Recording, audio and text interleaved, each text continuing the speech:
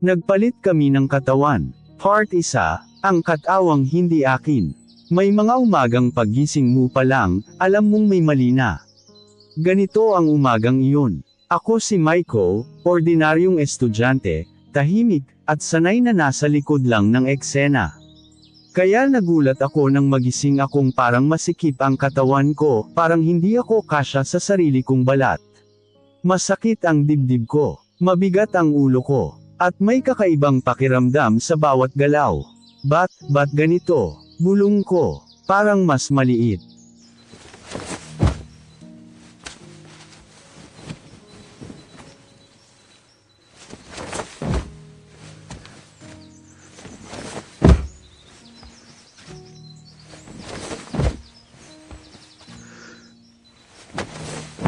Bumangon ako at napansin kong iba ang bigat ng katawan ko.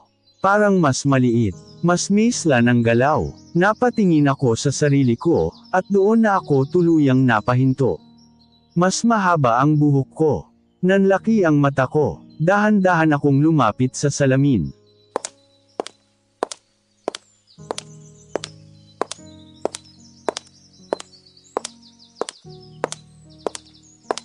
At halos matamba ako sa gulat. Ang mukhang tumingin pabalik sa akin ay hindi akin. Babae, may malinaw na mata, mahabang pilik mata, at mukha na pamilyar sa akin, dahil araw-araw ko siyang nakikita sa school. Si Leah, hindi pwede to. Hinawakan ko ang mukha ko.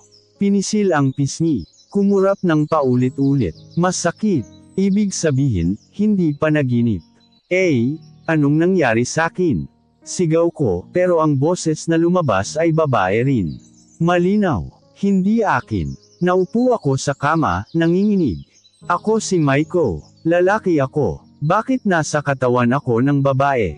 Biglang may kumatok sa pinto. Panipik.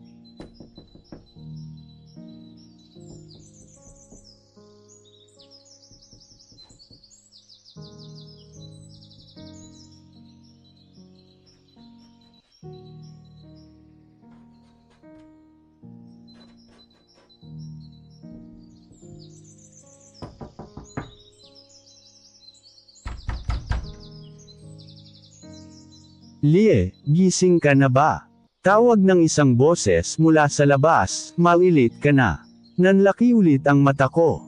Hindi bahay namin to. Oo, sagot ko, pilit ginagaya ang tono niya.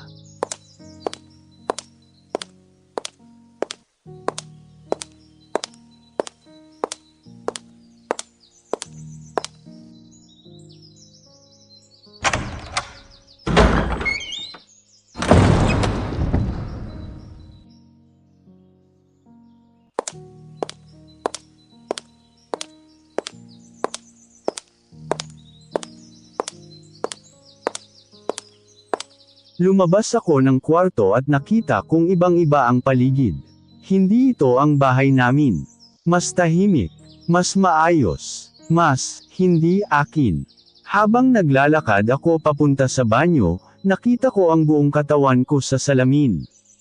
Babae talaga. Kalma, bulong ko sa sarili ko. Hanapin mo muna kung nasaan ka. Pero hindi lang pala ako ang may problema. Sa kabilang bahagi ng lungsod, nagising si Leah na parang may bang-igat sa buong katawan niya. Ang sakit ng likod ko, daing niya. Pagbangon niya, napansin niyang mas mahaba ang mga braso niya. Mas malaki ang kamay niya. Lumapit siya sa salamin. At doon siya napasigaw. Ano to? Ang mukha sa salamin ay lalaki. Mukha ko. Hindi. Paulit-ulit niyang sabi. Nasaan ako? Biglang may sumigaw mula sa labas ng kwarto. Michael, bangon na. Malilit ka sa school. Napahawak si Leah sa ulo. School, bulong niya. Hindi ako si Michael. Pero malinaw na. Nagpalit kami ng katawan. At wala kaming ideya kung paano, kailan, at kung mababalik pa ba namin ito. At ito pa lang ang simula ng mas malaking gulo.